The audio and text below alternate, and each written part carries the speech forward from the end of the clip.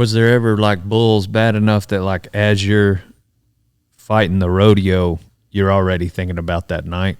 Like they just get in your head? Oh, yeah. Oh, yeah. Crooked nose.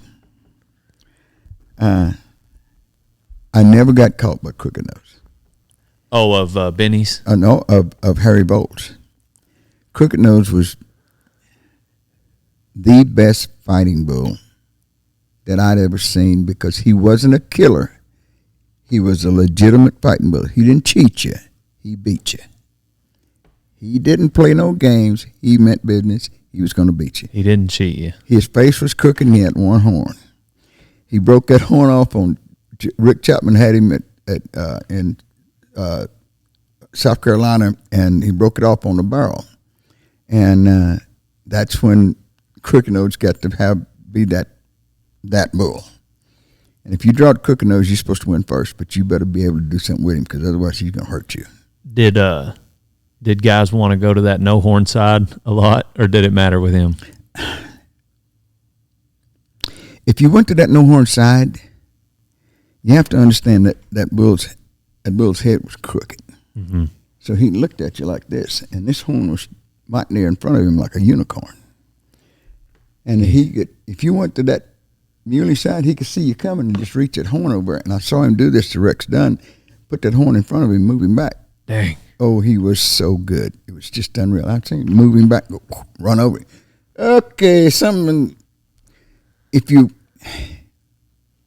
the best I ever saw Crooked Nose fought, I fought him 5 or 6 times, and never got caught by him.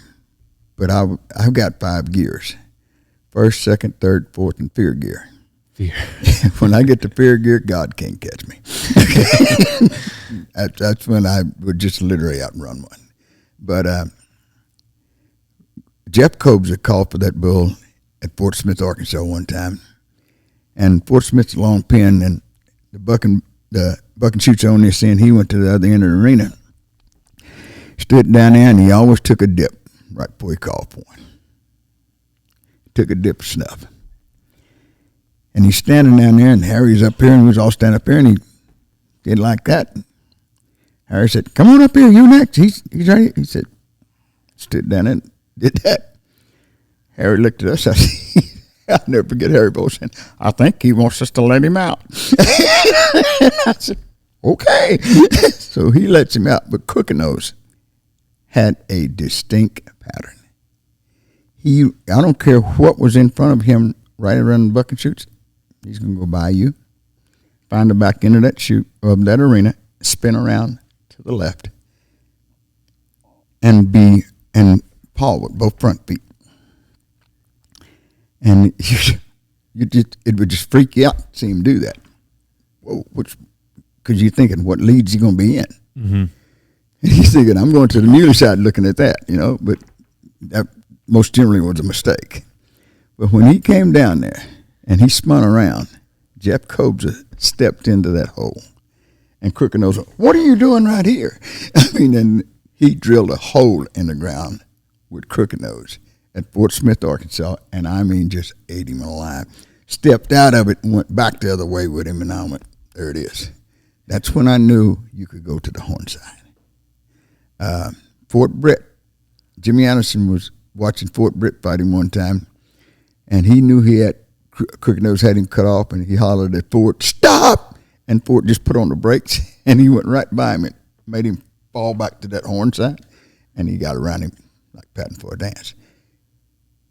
He couldn't see you going that way. Mm. He couldn't, but he knew you were there. And if you ever got a hold of that horn, he was not fun because he knew where he was, and he could double back through himself like you would not believe. He was a bad cat. He was an honest cat.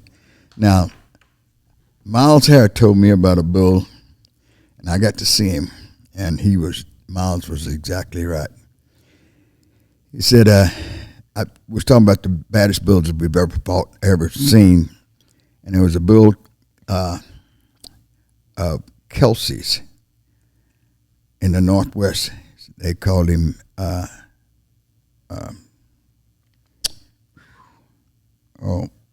Gentleman Jim of Kelsey's. Gentleman Jim.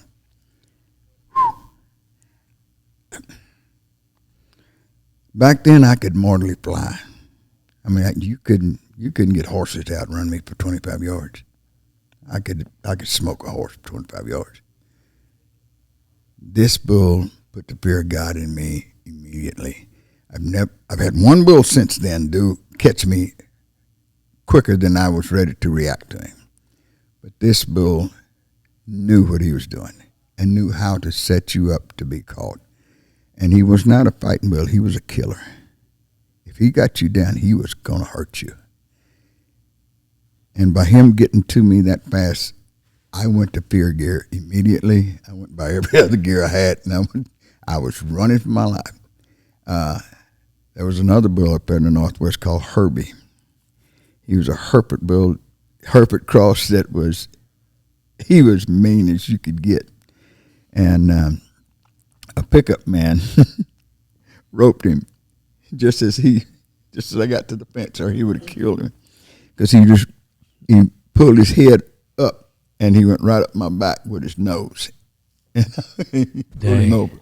And Kenny Clayball saved my life that night. And I'll tell the world he did it, because he pulled him right over the top of me, because he was fixing to kill me on that fence right there.